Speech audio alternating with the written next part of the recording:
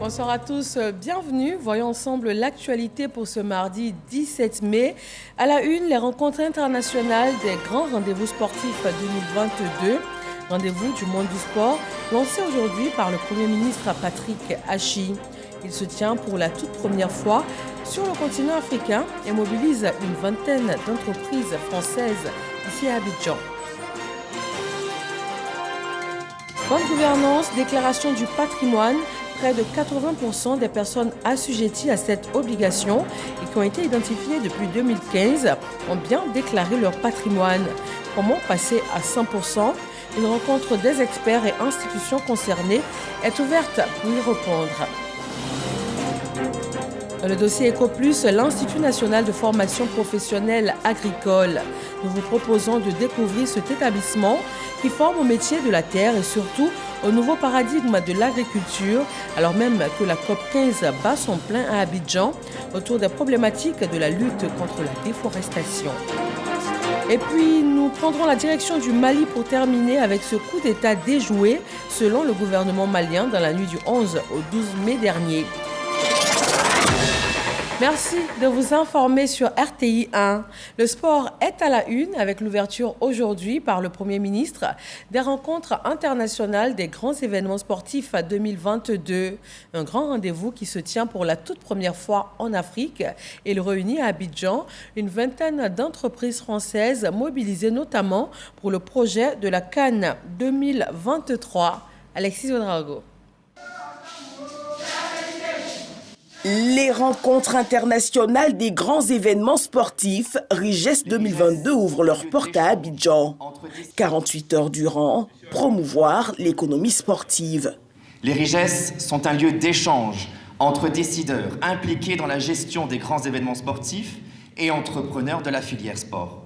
Cet événement a vocation à présenter l'évolution des différents marchés internationaux de la filière et chaque année, les RIGES réunissent près de 300 personnes et une quinzaine de pays à l'honneur.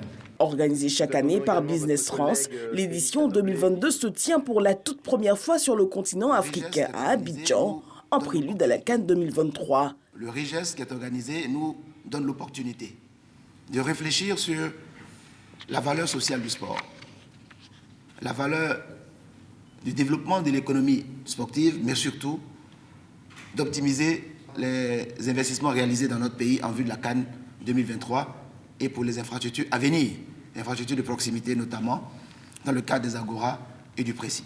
Les RIGES sont surtout de grands moments, notamment d'échanges avec des entreprises françaises. La diversification des sources de financement du sport est une exigence claire pour permettre le décollage, l'amplification de cette économie du sport en Côte d'Ivoire. Nous comptons donc sur le soutien engagé de nos fidèles partenaires internationaux et sur celui des acteurs mondiaux de ces marchés pour y parvenir. Avec cette ambition claire du gouvernement ivoirien, le RIGES constitue naturellement un terrain de jeu de prédilection pour renforcer cette stratégie, jouer collectif et incarner un point de rencontre et d'opportunité d'affaires entre les acteurs ivoiriens et africains et entre les entreprises donc, françaises et celles-ci, référentes du secteur. Elles trouveront ici l'occasion de nouer contacts de qualité et partenariats innovants dans la mise en œuvre de la politique économique sportive de nos nations et, plus globalement, de notre continent, l'Afrique. Notons que plusieurs pays prennent part à ce rendez-vous, notamment le Cameroun, le Sénégal, le Togo, la République démocratique du Congo et le Tchad. On s'intéresse à la bonne gouvernance, à la déclaration de patrimoine. Au 30 avril 2022, près de 80% des 7366 assujettis à cette obligation de déclarer son patrimoine ont été identifiés et ont déclaré leur patrimoine. Les représentants des administrations et les experts de la Haute Autorité pour la bonne gouvernance planchent sur des solutions afin d'améliorer ce taux et de passer à 100%. Dangui.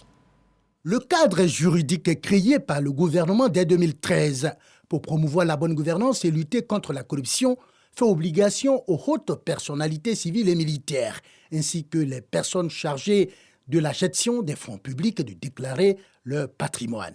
Au 30 avril 2022, près de 80% des 7366 assujettis identifiés depuis 2015 ont effectué leur déclaration de patrimoine.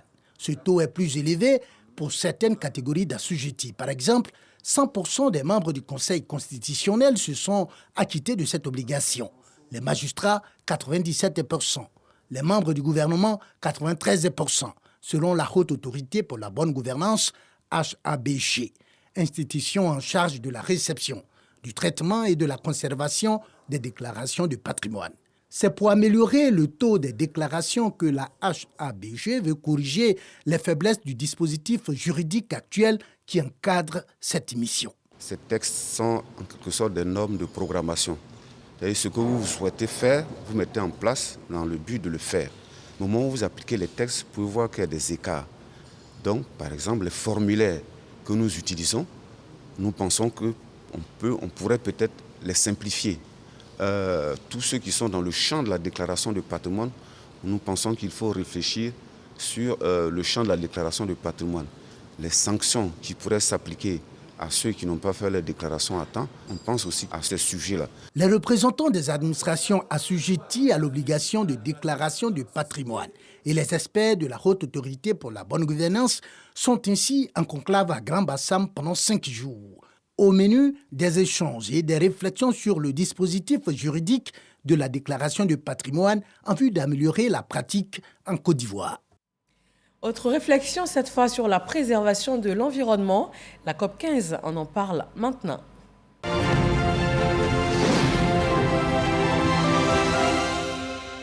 Le message de la lutte contre la désertification passe aussi par l'art.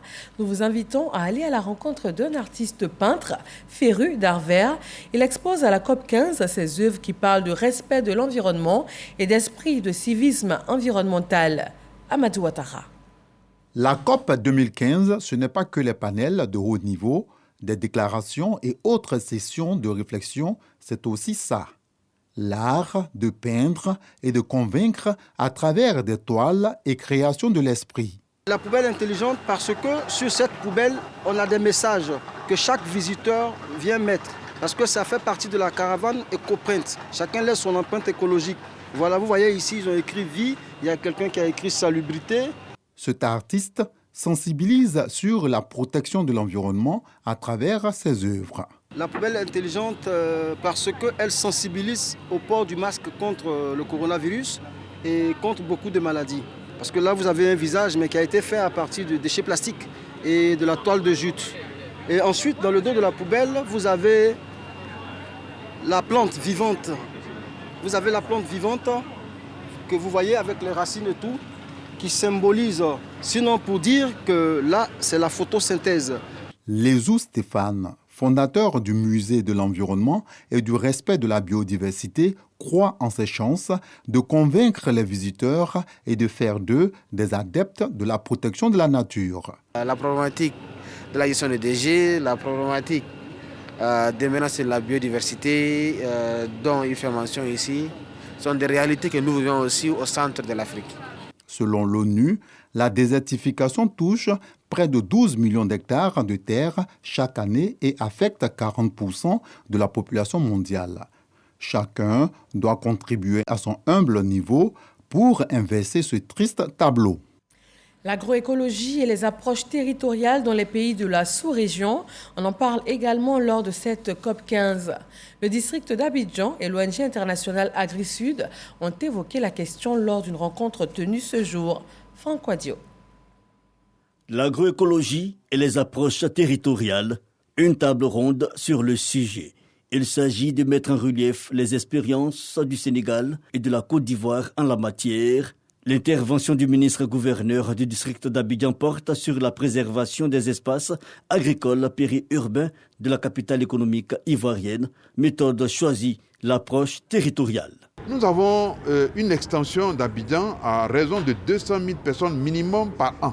La seule question que nous devons résoudre, c'est comment conjuguer l'extension d'Abidjan avec les exigences d'une agriculture durable. Former nos mamans, former les jeunes, préserver leur emploi, leur donner des revenus réguliers, préserver nos terres et avoir une qualité de production agricole qui préserve la santé des populations en évitant les engrais chimiques. Des projets soutenus par AgriSud, une ONG internationale qui accompagne les communautés dans la gestion économique de leur production. Au travers de la promotion de pratiques agroécologiques, essayer de trouver des alternatives aux produits chimiques, engrais, pesticides, herbicides, voir comment est-ce qu'on peut développer un plan de développement agricole qui permettrait aux femmes et aux hommes de continuer à vivre de leur métier. Avant le panel sur la préservation des espaces agricoles périurbains d'Abidjan, le ministre-gouverneur Robert Begré-Mambé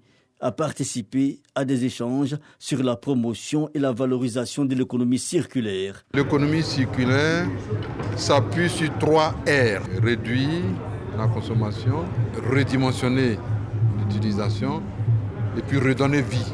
À travers l'économie circulaire, les ordures peuvent devenir de l'or qui dure. Et de ce point de vue, cela va appeler à une matrice qui permet de partir des ordures vers un produit nouveau. À travers l'économie circulaire, on peut créer des petites unités industrielles dans chaque commune de Côte d'Ivoire. Et justement, le district d'Abidjan a créé un institut consacré à l'économie circulaire à Abidjan, le premier du genre en Afrique. Et c'est dans ce contexte que nous vous invitons ce soir à découvrir l'Institut national de formation professionnelle agricole. C'est un établissement qui forme les étudiants dans le domaine de l'agriculture et ses extensions. Plus de 1600 apprenants y sont admis et ce sur concours. Ils sont repartis au sein de corps de métiers comme l'agriculture, la coopération, le foncier rural, l'élevage et surtout la foresterie et l'environnement. Le dossier EcoPlus est réalisé par Jean-Luc Bangbo.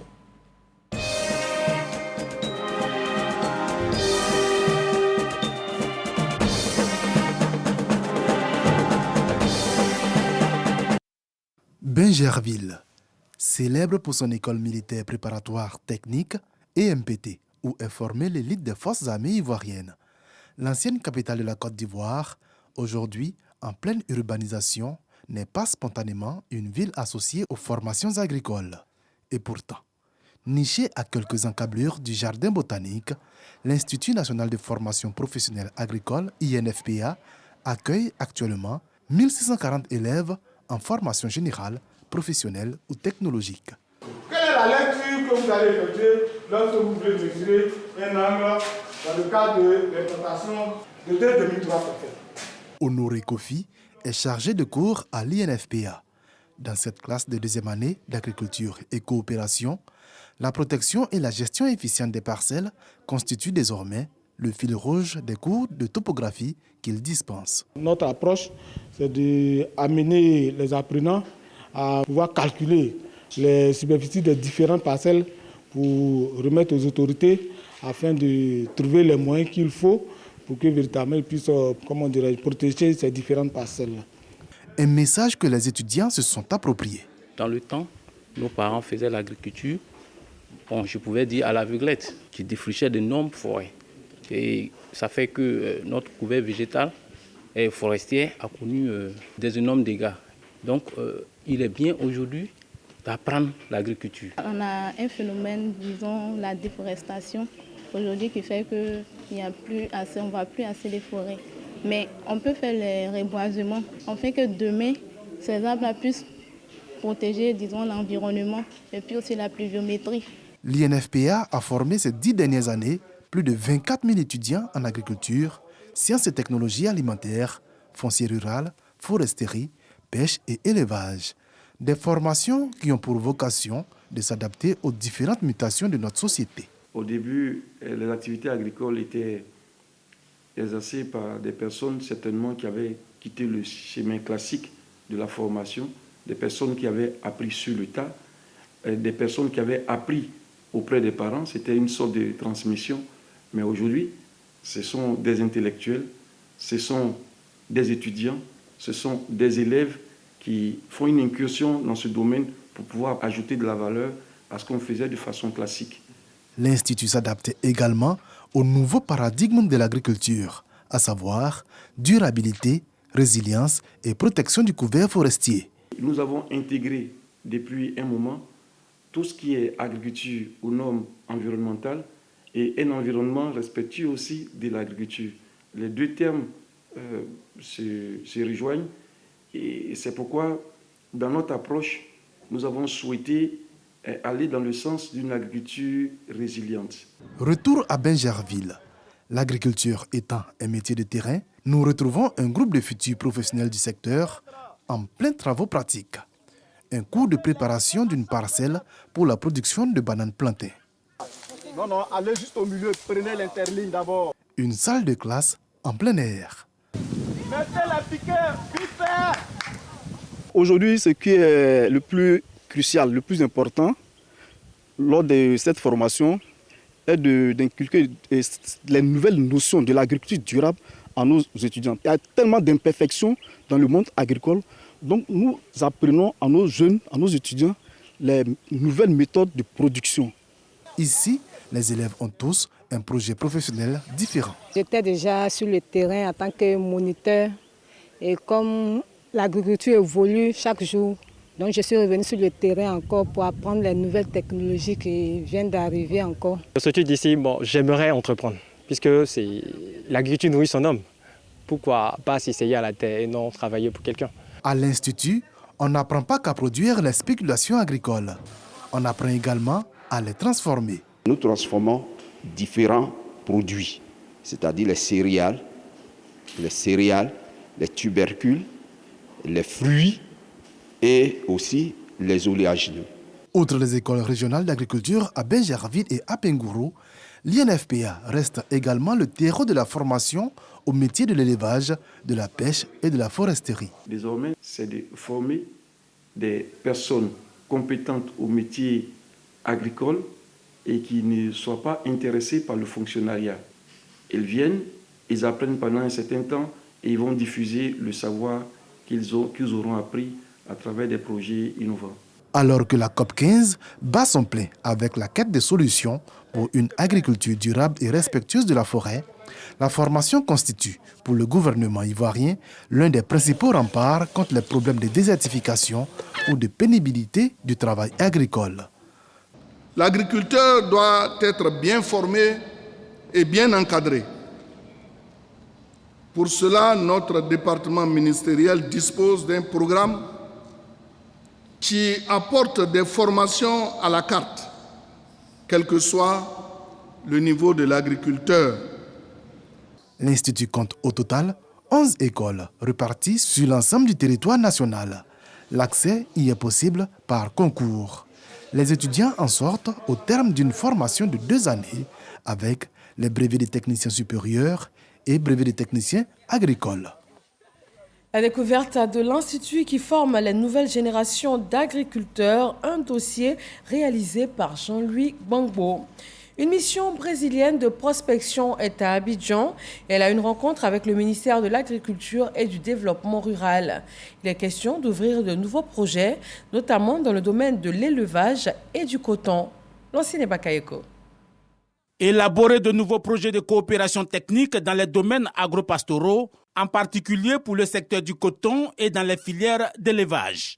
C'est l'une des raisons du voyage de cette mission d'opérateurs économiques brésiliens à Abidjan. L'objectif de notre présente visite, l'objectif est de vous entendre, de connaître les difficultés de chaque secteur. Nous avons aussi un accord de coopération avec l'Union africaine qui permet donc la mise en œuvre de projets soit avec un seul pays, soit avec un groupe de pays, à condition que ces pays, bien sûr, soient signataires, participent, intègrent l'Union africaine. La Côte d'Ivoire, qui a inscrit le secteur agricole comme moteur du plan national de développement, accueille ses opérateurs économiques les bras ouverts. Le ministre de l'Agriculture et du Développement rural, Kobena Kwasi Adjoumani, espère donner davantage de vigueur à l'élevage laitier. Déjà, on a des laboratoires dédiés avec le Brésil constitué une force pour atteindre nos objectifs de production. Aujourd'hui, on a besoin d'aller ailleurs qu'au Brésil où le modèle est déjà là. Donc nous devons nous inspirer pour développer nos différents secteurs d'activité. La mission brésilienne s'achève le 20 mai avec probablement des signatures de conventions. Construction anarchique à Abidjan, les opérations de démolition sont fréquentes. La brigade d'investigation et de contrôle urbain vient d'en mener une à Diorobité 1, c'est dans la commune de Cocody. 4 villas duplex sans autorisation de construire et sans titre de propriété ont été détruites. Amadou Ouattara. Seulement 3 jours après son acquisition, la nouvelle pelleteuse 326D du ministère de la Construction, du Logement et de l'Urbanisme est entrée en action en démolissant 4 villas duplex de type R+1 à Diorobité, dans la commune de Cocody. Il y a une mise en demeure qui n'a pas été respectée. Depuis combien de temps? Depuis plusieurs mois, on attendait d'avoir le matériel nécessaire pour faire cette démolition. Et heureusement, grâce au gouvernement, grâce au CPC, qui a permis l'acquisition de cet engin, donc de cette pelleteuse, qui nous a également doté d'une chargeuse, qui nous a également doté d'un porte-char et d'un camion benne. Je pense que nous serons de plus en plus efficaces sur le terrain afin de faire cesser les désordres. En plus de l'absence de permis de construire, le maître d'ouvrage incriminé, qui était récidiviste des fichiers de la brigade d'investigation et de contrôle urbain, ne détient pas de titre de propriété sur 25 autres villas duplex dont il est propriétaire sur la même parcelle. En dépit de toutes les injonctions suivies de mise en demeure, le maître d'ouvrage s'est obstiné à poursuivre les travaux. Je demande à tous nos concitoyens de construire conformément aux cours de la construction, conformément aux règles du permis de construire qui encadrent les constructions. Donc avoir un permis de construire, c'est fait accompagner par un bureau de contrôle, c'est fait accompagner par un architecte. C'est ça qui garantit la stabilité des bâtiments. Depuis le début de l'année, la brigade d'investigation et de contrôle urbain a réalisé 15 démolitions, effectué 4000 contrôles, dont plus de 3000 n'ont pas de permis de construire. Dans l'actualité sanitaire, le coronavirus est en net recul en Côte d'Ivoire, mais continue tout de même de faire des victimes. La prudence est alors recommandée.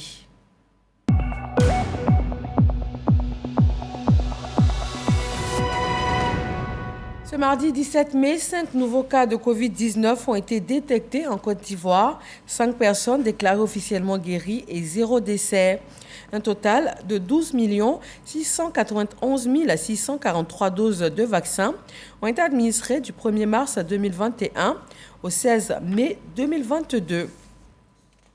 La journée mondiale de l'hypertension artérielle, c'est ce 17 mai. En Côte d'Ivoire, 40% des adultes sont sujets à des risques d'hypertension artérielle. Il est recommandé la surveillance individuelle des constances, la pratique régulière du sport et la réduction du sel dans l'alimentation. Didier Nguessan pour la cérémonie officielle. Tension, indice de masse corporelle, taux de glycémie, des précautions qui permettent de prévenir les maladies métaboliques, notamment l'hypertension artérielle pour laquelle l'Organisation mondiale de la santé consacre cette journée du 17 mai. C'est manque de connaissances et de négligence. Pour eux, la santé n'a pas un prix, donc ce prix, il ne faut pas le payer. Mais je crois qu'il vaut mieux dépenser pour vivre que dépenser pour les funérailles. Le dépistage est un élément très important. Donc quand le sujet vient pour contrôler sa glycémie, il y a des marges déterminées dans le monde entier par l'OMS. Cette glycémie-là ne doit pas excéder 1,26 g par litre. La sédentarité, le manque de sport et la consommation de sel au-delà de 5 g par jour et par personne sont des facteurs pouvant vous rendre hypertendu. Cette norme de l'OMS est largement dépassée en Côte d'Ivoire où, selon le ministère de la Santé, chaque Ivoirien consomme en moyenne 7 g de sel au quotidien. L'enquête Prévadia, réalisée en 2017 par le ministère de la Santé sur la prévalence du diabète et de ses comorbidités, a permis de déterminer la prévalence globale de l'hypertension artérielle à 39,92% chez les adultes âgés de 20 à 79 ans du territoire national. Le but de cette cérémonie est d'attirer l'attention des populations sur l'ampleur de cette affection en vue d'étaler la gravité de ses complications médicales. 8 millions de personnes au monde sont affectées par l'hypertension artérielle. En Côte d'Ivoire, 40% des adultes sont concernés. Vous avez fait une demande de carte nationale d'identité et depuis 45 jours au plus, vous êtes sans nouvelles. Les journées de renforcement du traitement des réclamations vous sont adressées. L'Office national de l'état civil et de l'identification a décidé de mettre l'accent donc sur un traitement rapide de tous ces cas de réclamation en attente. Khalil Diomondé et Amadou Ouattara. Nous avons fait notre pièce d'identité depuis 2018. Et depuis lors, ce n'est pas encore sorti. Pour présenter les concours, pour aller à la banque, tout ça, vraiment c'est difficile. J'avais presque 8 mois aujourd'hui. Jusqu'à présent, pas de réponse. Moi, je ne sais pas ce qui ne va pas au juste. Des plaintes bien entendues par l'Office national de l'état civil et de l'identification de Côte d'Ivoire, ONESI. À compter de ce mardi 17 mai, démarre une opération exclusivement dédiée aux réclamations de cartes nationales d'identité. Il s'agit pour l'ONESI de redéployer son dispositif de proximité en vue de permettre aux personnes en attente de leur pièce d'identité depuis au moins 45 jours d'obtenir l'information exacte sur le statut de leur demande et les orientations nécessaires pour un meilleur traitement. Le Palais des Sports de Treichville, la place Figayo de Yopougon et la mairie d'Abobo serviront de cadre pour la circonstance. Cette opération concerne environ 450 000 personnes pour lesquelles nous avons besoin de les revoir, soit pour reprendre une photo, soit pour reprendre leurs empreintes, soit pour qu'elles puissent nous préciser leur centre d'état civil. Si vous nous envoyez un document et que ce document-là, nous ne pouvons pas le retracer, alors nous sommes obligés d'attendre de pouvoir le retracer avec votre concours. L'ONESI aujourd'hui se tourne vers vous pour que vous puissiez venir, pour qu'ensemble nous puissions trouver la solution. Concernant le délai de délivrance de la pièce nationale d'identité, le directeur général de l'ONESI est précis. Le délai de traitement, si toutes les informations que vous donnez, nous pouvons les retracer facilement, 45 jours pour une nouvelle demande, c'est largement suffisant. Cette vaste opération de traitement de réclamation de carte nationale d'identité s'achèvera le mardi 31 mai 2022. Elle sera également étendue dans les hameaux les plus reculés du pays. En politique, la commune d'Abobo a accueilli la délégation du RHDP conduite par le ministre Amadou Koné dans le cadre de la mission de restructuration du parti. 4340 comités de base ont été mis en mission pour le rayonnement du RHDP à Abobo. Abou Sanogo. Siège du RHDP à Abobo. Les secrétaires départementaux, les commissaires politiques et les présidents du comité de base visités par le ministre Amadou Koné, émissaire du directoire du RHDP, le rassemblement des OPT Stop la démocratie et la paix, qui avait à ses côtés la vice-présidente du directoire du RHDP, Kandia Kamisoko Kamara.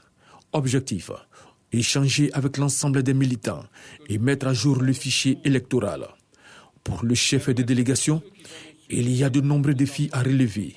Et pour cela, il compte investir la commune d'Abobo pendant 10 jours pour l'atteinte d'un résultat. Les militants à Abobo restent engagés. Pour le président, restent engagés pour le RHDP. C'est un engagement fort depuis une trentaine d'années, mais qui demeure. Et donc ça, c'est vraiment quelque chose qui fait plaisir et qui augure d'un travail excellent d'implantation future. Donc à Abobo, nous pensons que la population électorale à Bobo, telle qu'on l'a aujourd'hui, devrait être considérablement améliorée.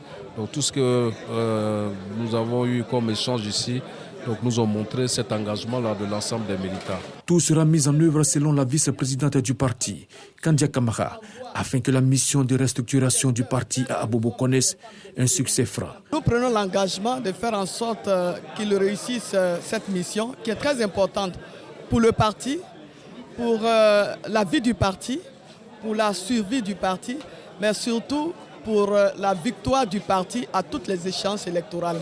Parce que la victoire à une élection dépend justement de la présence des électeurs sur la liste électorale. La commune d'Abobo sera désormais, selon l'émissaire du RHDP Amadou Koné, subdivisée en 9 départements politiques en lieu et place de 12.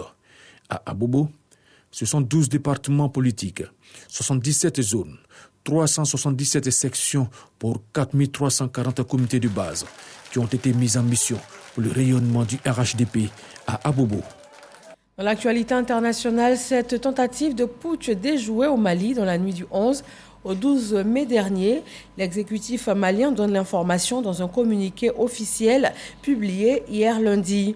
Il a précisé l'implication d'un État occidental qui, selon Aboulaye Maïga, le porte-parole du gouvernement malien, a pour but de briser la dynamique de la refondation malienne.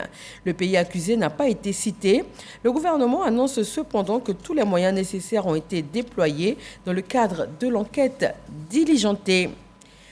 La scène culturelle rythmée par l'ouverture du Festival de Cannes aujourd'hui. Jusqu'au 28 mai, la Croisette va accueillir à nouveau des célébrités venues du monde entier.